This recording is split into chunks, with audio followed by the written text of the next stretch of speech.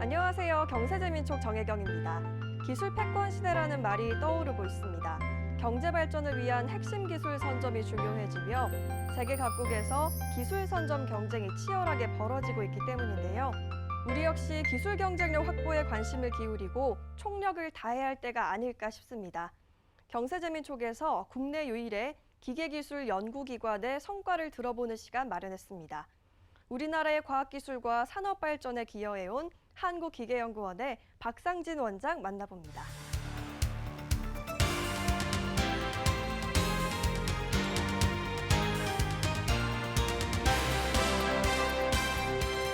원장님 안녕하십니까? 안녕하십니까? 반갑습니다. 네, 원장님. 기계 분야의 산업 원천 기술을 연구하고 개발하는 곳이죠. 한국기계연구원 소개 부탁드립니다. 저희 한국기계연구원은 정부의 기계공업 육성 정책에 따라서 1970년대에 설립이 되었고요. 1976년도에 창원 지역에 한국기계금속 시험연구소로 처음 발족을 했습니다. 그래서 네. 벌써 47년 세월이 지났고요. 그동안 이제 초창기 때는 주로 국산화 개발이라든지 기업이 필요한 그런 당면 과제들을 해결해주는 그런 역할들을 해왔고요. 최근에는 이제 미래 원천 기술 개발을 통해서 우리나라 산업을 끌고 나가는 그런 선도형 기술 개발을 주로 하고 있습니다. 그래서 네. 주로 이제 저희가 주로 맡고 있는 분야는 핵심 아젠다인 소부장이라든지 탄소 중립 그리고 공공 안전과 같은 그런 분야에 대해서 대응을 주로 하고 있습니다. 원장님, 우리 산업 발전 과정에서 우리 기계연구원이 큰 역할을 하셨잖아요. 우리나라가 지금 개발연대에 기계를 통해 가지고 기계 산업을 통해서 발전해 왔었는데 그런 일을 해오시면서 어떤 보람 같은 게 있으십니까? 일단 뭐 숫자로 말씀드리면 저희가 설립됐을 때 우리나라 기계 산업 총 생산액이 3천억이 채 안 됐습니다. 그렇죠. 예. 근데 지금 110조입니다. 110조. 네. 예, 무려 거의 400배 가까이 예. 성장을 했고요. 그래서 50년도 안 되는 시간 동안 이렇게 성장하는 데는 저희 기계연구원이 그렇죠. 굉장히 큰 공헌을 했다고 생각하고 네. 있고요. 예. 앞으로도 아마 그 못지않은 더 큰 역할을 더 큰 역할을 할 거라고 예. 믿고 그렇게 하려고 노력하고 있습니다. 네, 탄소 중립 중심의 청정 에너지 체제로 전환이 이루어지는 시점인데요. 지금 한국기계연구원에서도 탄소 중립 구현을 위한 전략을 세우셨다고요. 구체적으로 어떤 전략인가요? 예, 흔히 뭐 생각하시기에 뭐 철강이라든지 시멘트 이런 산업과 달리 기계 산업 자체는 사실 탄소 발생이 많지는 않습니다. 네. 그렇죠. 예, 예. 하지만 탄소 중립으로 가기 위한 맞습니다. 핵심 기술들을 저희가 이렇게 그 분석을 해보면 예. 대략 한 3분의 2 정도가 기계 기술하고 관련이 있고요. 예.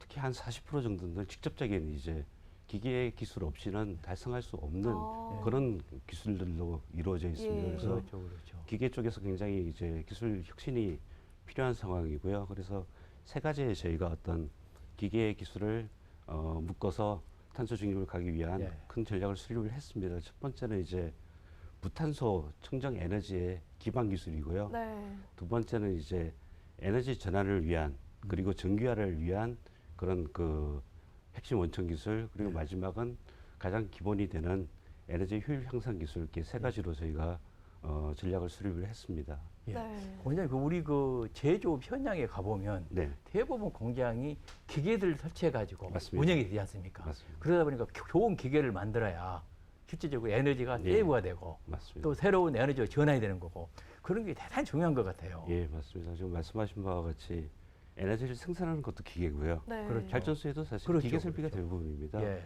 그리고 에너지를 소비해서 예. 다른 물건을 만드는 맞습니다. 제조 공정에서도 다 기계가 이제 들어가야지만 생산이 이루어지고 있거든요. 그래서 예, 예.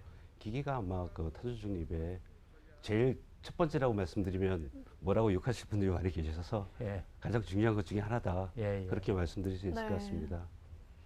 탄소 중립 구현을 위한 세 가지 전략을 말씀해 주셨는데 네. 좀 세부적으로 들어볼 수 있을까요? 첫 번째 아마 그 무탄소 그 청정 에너지 쪽은 아마 잘들 알고 계시는 그 수소 경제 네. 그렇게 그렇죠. 말씀드릴 수 예, 있을 예. 것 같고요. 수소 경제라는 게 결국 수소 자동차 잘 만들어서 끝나는 게 아니라 아, 그 기반이 되는 이제 인프라를 어떻게 잘 갖추느냐 그게 중요합니다. 그래서 예. 수소라는 게 생산하는 것도 어렵고 저장하거나 이송하거나 공급하는 게 쉽지 않습니다. 그래서 네. 거기 필요한 이제 생산이라든지 액화 기술 예. 그리고 공급 기술 예. 그런 것들을 저희가 이제 개발을 하고 있고요. 그 프린터로 만들어서 예. 생산해야 되는 거죠. 그렇죠. 우리가 천연가스를 생산하면 예. LNG 이제 플랜트에서 액화를 시켜서 LNG 맞습니다. 캐리어로 예. 이제 싣고 오는 건 네. 마찬가지로 수소도 마찬가지로 중동 지역에서 만약에 수소를 생산한 다음에 액화시켜서 싣고 예, 오고 예, 예. 또 저장해두고 공급해 주는 게 필요하거든요. 예. 거기에 필요한 제반 기술도 저희가 하고 있고요. 예. 그리고 수소나 암모니아를 이제 활용해서 가스 터빈을 돌리거나 예. 아니면 네. 선박용 연료 전지를 돌리거나 하는데 필요한 기술들 그런 것까지 저희가 같이 이제 연구를 하고 있습니다. 아, 그런 거 하시려면 네. 기계에 대한 기술뿐만이 아니고 네. 다양한 산업 기술, 뭐 예를 들면 화학, 에너지 이런 예. 기술 융합이 돼야 될 텐데. 맞습니다. 그런 융합 연구를 많이 하시겠는데요? 예. 최근에 와서는 모든 연구가 다 융합이라고 보시면 되고요. 아. 예, 예. 저희 기계연구소 혼자서 하는 연구들은 오히려 적습니다. 네. 그렇겠죠. 예. 예. 그래서 이제 다 같이 모여서 연구를 해야 되는 거고요. 예. 저희 나라의 과학기술에 대한 어떤 R&D 패러다임도 거기에 맞춰서 점진적으로 좀 바꿔나가야 되지 않을까 그렇게 생각하고 있습니다. 네, 탄소 중립 달성을 위한 연구 분야 중에 가장 먼저 언급하신 저탄소, 무탄소 청정 에너지 인프라 기술 분야에서는 어떤 연구를 추진하시나요? 예, 말 그대로 이제 저탄소, 무탄소 하면 흔히 생각하시는 게 수소, 암모니아 이쪽입니다. 그래서 탄소가 전혀 발생하지 않는 그런 연료를 생산하고 저장하고 이송할 수 있게 만들어주는 인프라 기술에 대해서 저희가 연구를 하고 있고요. 그리고 그걸 활용하는 가스터빈이라든지 선박용 그 동력원 발생 시스템이라든지 그런 것들에 대한 연구들을 저희가 추진하거나 또 계획을 하고 있습니다. 그래서 예, 예. 특히 이제 수소 같은 경우에는 저장이나 운송이 쉽지 않습니다. 그래서 LNG를 만드는 것처럼 액화를 시켜서 역할을 해야죠. 예, 장기간 먼 곳까지 수송이 가능하게 해주고 오래 보관할 수 있게 해주는 예. 그런 핵심 기술들을 네. 저희가 연구를 하고 있습니다. 예. 그런 기술들이 지금 우리 연구를 하고 계시는데 그 외국에서는 많이 개발이 돼 있나요? 활성화가 되고 외국도 있습니까? 역시 마찬가지로 네. 아직 초창기입니까? 초창기이고요. 아직 대용량 수소 액화 플랜트가 존재하지는 않습니다. 예, 예. 그래서 현재는 네. 같이 경쟁하고 있기 때문에 이런 시점에 저희가 그런 기술 개발을 통해서 좀 자립화뿐만 아니고 선도할 수 있는 그런 예, 예. 좋은 기회라고 생각을 하고 있고요. 예, 예. 그리고 저희가 예전에 그 일본의 수출 규제 때문에 소부장 이슈를 굉장히 그렇죠. 힘들게 겪고 있지 않습니까? 예, 예. 탄소 중립도 마찬가지 이슈들이 꼭 생길 것 같습니다. 그래서 그렇죠. 예. 거기에 대해서도 사전에 좀 대비를 해야 된다. 예, 예. 지금이 어떻게 보면 기회다. 예. 그렇게 보고 저희는 접근을 네. 하고 있습니다. 이 최근 성과 중에서는 미세먼지 정책의 사각지대를 해소하기 위한 실증 성과가 눈에 띄는데요. 네. 설명 부탁드립니다. 예, 저희가 굉장히 자랑스럽게 생각하고 있는 예. 그런 분야고요. 저희가 오래전부터 이제 그 플라즈마 기술이라든지 아니면 필터링 기술을 통해서 유해물질이나 미세먼지 제거하는 것을 많이 해오고 있습니다. 그래요. 근데 예, 최근에는 이제 미세먼지 발생의 사각지대들이 몇 개 있습니다. 예. 아, 건설기계라든지 군용 특수 차량이라든지 소각로 그리고 연안에 운행하는 소형 선박 같은 경우에는 전혀 규제를 받지 않거든요. 아, 그래요? 그래서 거기에 저희가 가진 이제 플라즈마와 그 정전기 필터를 적용해서 굉장히 좋은 성과를 얻었고요. 아, 그래요? 군용 차량 같은 경우에는 저희가 한 270여 대를 제가 적용한 걸로 알고 있는데 97% 이상 예. 그런 미세먼지를 제거한 어. 것으로 성능이 입증이 됐고요. 그래서 조만간 아마 다른 이제 저희는 공군 쪽에 적용을 했는데 육군이나 이쪽에도 아마 예. 적용이 될 것으로 보고 있고 굉장히 좋은 게 이제 과기부가 투자해서 만든 기술인데 국방부가 써주고 예. 환경부가 그걸 기술을 가지고 네. 또 이제 다른 그대로 확대를 시켜줄 수 있는 어떻게 보면 출연연의 역할을 굉장히 제대로 발휘한 그런 사례로 말씀드릴 수 있을 것 아, 같습니다. 그 부분을 자발적으로 지금 네. 각 부처에서 네네. 자기 미세먼지 분야에 좀 해결하기 위해서 쓰고 있는 겁니까? 예, 그래서 본부처 그렇군요. 사업으로 시작을 했고요. 예, 예. 시범적으로 국방부가 먼저 써주고 예. 환경부가 이제 거기에 대한 확산 네. 정책을 이제 대단히 큰 마련하는 성공 사례인데요. 어. 예 그런 성공사를 저희는 생각을 하고 있습니다. 예, 예. 네, 수소 경제 관련 대형 사업도 진행 중이라고 하던데요. 연구비가 총 380억 원에 달한다고 네네. 들었습니다. 이 상용급 액체 수소 플랜트 핵심 기술 개발 사업 어떤 사업인가요? 이건 저희가 2019년부터 시작한 사업이고요. 네. 아까 말씀드린 이제 그 LNG 액화 플랜트와 마찬가지로 수소도 액화를 해서 이송을 하고 보관하는 그런 그 일종의 그 서플라이 체인을 저희가 구성할 수 있는 네. 핵심 이제 플랜트 기술이 되겠고요. 천연가스 같은 경우에는 영하 160도에서 액화를 시킵니다. 근데 수소는 영하 253도에서 액화를 시킵니다. 네. 그래서 화를요. 예, 절대 온도 20도입니다. 예. 저희가 상상할 수 없는 그런 극저온에서 이제 액화를 시켜야 되기 때문에 굉장히 세계적으로도 유례가 없을 정도로 초고난도 기술이 되겠고요. 우리나라에서 그걸 처음 시도하게 됐다는 것만 해도 굉장히 의미가 있는 기술입니다. 네. 그래서 2023년까지는 저희가 조그만 스케일의 파이로트 규모로 실증을 끝내고 나중에 한 50톤 규모까지 확대를 해줘야 되거든요. 꾸준하게 그래서 좀 긴 호흡을 가지고 아. 예, 개발을 하려고 하고 있습니다. 그럼 그 수소 생산된 수소는 어디서 생산해 들어오는 겁니까? 약화를 위해. 예를 들면 국내에서 이제 그 신재생 고생 에너지를 수소를 통해서 만약에 수전을 해서 생산할 수도 있고요. 예. 아니면 원자력 발전소를 이용해서 할 수도 있고 아. 고생수소도 할 수 예. 있고 전 세계적인 큰 영역 시각으로 보면 이제 예. 중동 지역에서 이제 그린 수소를 생산해서 액화를 시킨 다음에 예. 배에 싣고 이제 그렇죠. 한국까지 가져오는 네. 그런 일종의 그린 수소 예. 일종의 서프라이 체인을 구성할 수도 있고 굉장히 활용도 굉장히 네. 높습니다. 액화된 수소는 상당히 이제 안정성도 있고 활용에 맞습니다. 도움이 되겠는데요. 예, 이게 그 지금은 이제 고압으로 압축해서 수소를 보관하고 있거든요. 네. 700기압까지 올립니다. 아. 근데 이게 1기압, 2기압 올릴 때는 그게 비례해서 이제 부피가 줄어들지만 어느 정도 올라가면 아무리 압축을 해도 예. 부피가 줄지는 않아요. 네. 그리고 이게 고압 상태에서는 사고가 나면 굉장히 위험합니다. 그래서 이제 액화를 시키고 상압에서 저로로 저장을 하는 게 예, 예. 일종의 아이스박스에다 저장을 하는 거죠. 그게 훨씬 안정적이거든요. 예. 예. 그래서 저희가 그 도심 쪽에 예. 수소 공급 그 일종의 그렇죠. 예.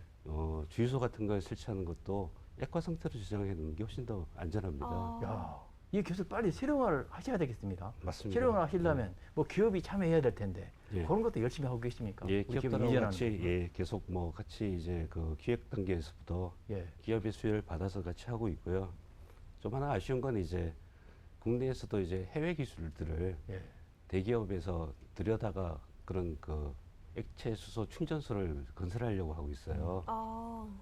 그러면 이제 어떻게 보면 그렇죠. 자립하는 그냥 건너뛰기를 해버리는 예.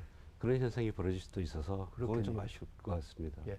네, 이렇게 개발된 신기술들이 산업과 현장에 잘 활용되는 것도 중요할 텐데요. 산업과 기업의 기술 이전은 어떻게 하는 건지 설명 부탁드립니다.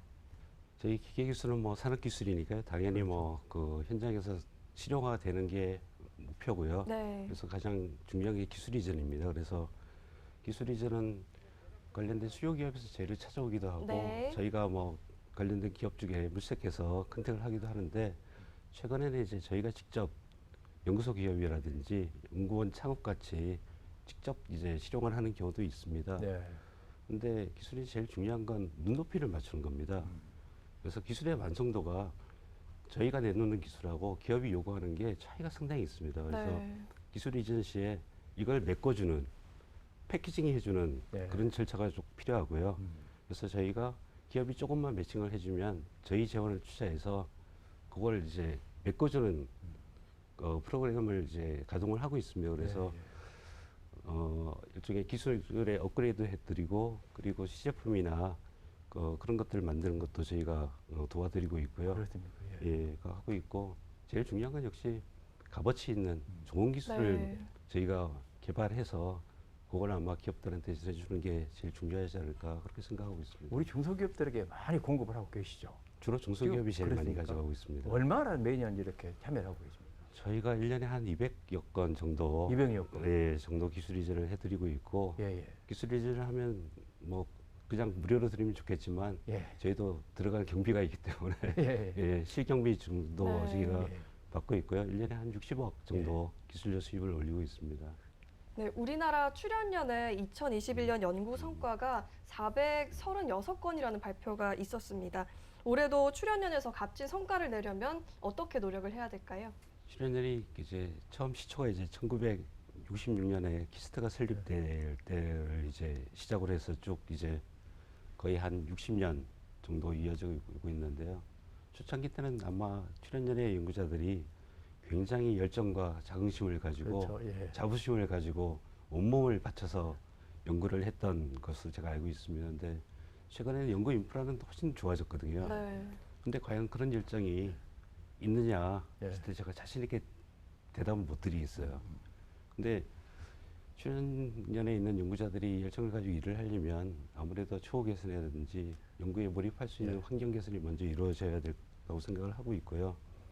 그리고 저희 스스로도 뭔가 좀 우리가 국가연구기관이라는 자부심을 가지고 연구를 해야 되지 않을까 그렇게 생각이 듭니다. 예. 특히 이제 저희가 국가의 어떤 경제 성장이라든지 산업 발전을 위해서 출연연이 존재해 왔다면 앞으로는 이제 어떤 인류의 어떤 번영이라든지 그리고 인류의 미래를 좀 고민하는 예. 그런 쪽으로 출연연의 어떤 역할과 미션들이 주어져야 되지 않을까. 네, 알겠습니다. 이 기계연에서 올해 2월에 기계산업 2021년 성과와 또 2022년 전망을 발표를 하셨는데요. 올해 국내 기계산업 생산액을 전년 대비 2% 성장한 110조 원대로 예측을 하셨습니다. 국내 기계산업 성장세를 좀 밝게 전망을 하시는 건가요? 예, 아무래도 뭐 저희가 전망치를 내놓으면 이게 어떻게 보면 목표처럼 작용을 하기 때문에 예, 저희가 한 번도 줄여서 낸 적은 없고요. 늘 좀 긍정적으로 내고 네. 있습니다. 그래서 그만큼 이제 저희 나라 기계 산업이 저력이 있고요.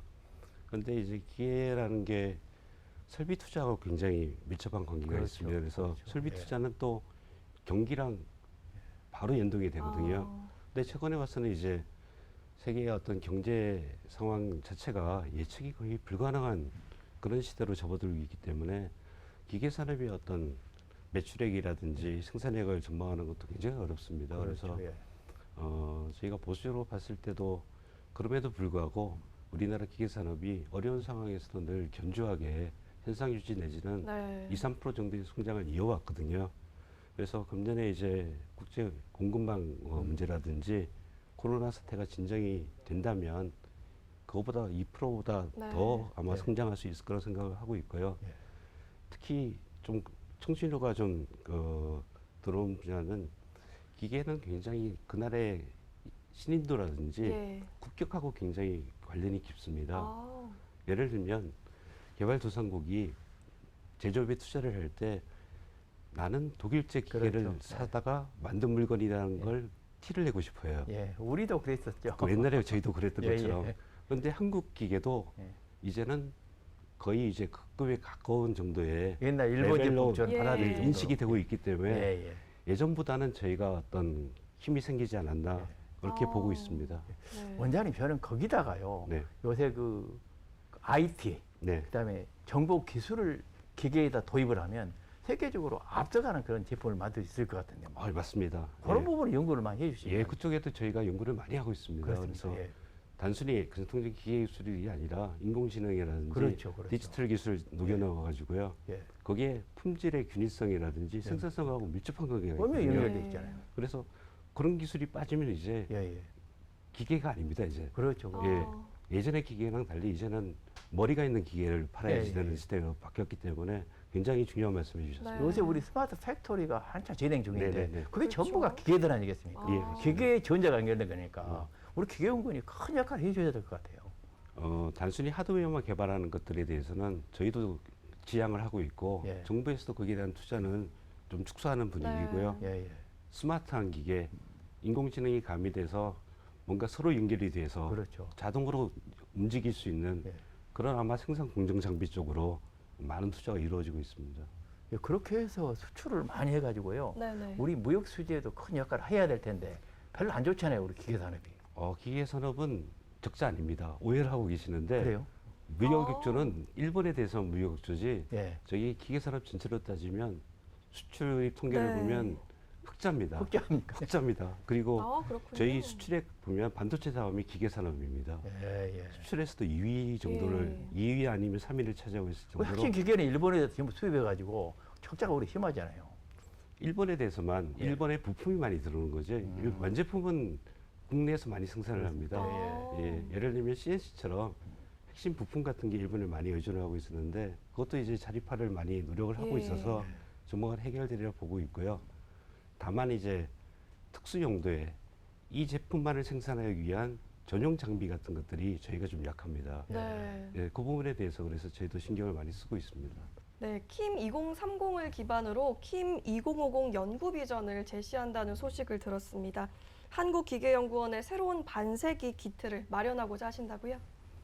예, 저희 출연진이 어떻게 보면 굉장히 저희 스스로도 호흡을 길게 가져가지 못했던 것 같아요. 그래서 저희가 2019년도에 킴 2030을 내놓고 핵심 기술인 코어 15라는 그걸 제시를 해서 이제 관련된 업계라든지 기계 정책하시는 분들한테 이제 화두를 던졌었거든요. 근데 이제는 10년 앞을 내다보는 게 아니라 네. 30년 정도, 길게 보면 50년 뒤를 내다보는 과연 그때 우리 인류의 생활이 어떻게 변할 거고 그럴 거면 기계 기술은 어떻게 발전해야 되는지를 물론 뭐 확률이 낮겠지만 누군가는 해야 된다. 그런 생각을 가지고 있고요. 그래서 그런 견지에서 2050년에 우리 사회상을 반영한 기계 기술의 어떤 그 로드맵을 저희가 좀 만들고 있습니다. 예, 예. 야, 긴 호흡으로 이렇게 우리 한국 기계산업 미래를 보여주시니까 참 든든합니다. 네, 마지막으로 시청자분들께 한 말씀 부탁드립니다. 예, 뭐 오늘 진행하시는 분들께서도 굉장히 기계 산업 그리고 기계 기술 그리고 기계 연구원의 애정을 가지고 좋은 말씀 많이 감사드리고요. 저희가 지금 당장 이제 해결해야 될 것들은 부품 장비 쪽에 소부장 이슈들을 저희가 해결을 해드려야 되는 거고요. 특히 미래에 필요한 부품 장비들에 대한 경쟁력을 확보하는 데 좀 기여를 하겠다는 말씀을 좀 드리고요. 특히 탄소 중립은 공정기술도 중요하지만 거기에 관련된 소부장이 10년 뒤, 20년 뒤에 또 저희 발목을 잡을 겁니다. 네. 맞습니다. 그런 일이 예, 생기지 예. 않게끔 저희 기계연구원이 거기에 대한 그 원천 기술들을 확보해서 저희 나라에 퍼뜨릴 수 있도록 저희 제도와 그리고 역량들을 계속 개선해 나가도록 하겠습니다. 네, 알겠습니다. 탄소 중립은 이제 전 세계에 공통된 담론이 됐습니다.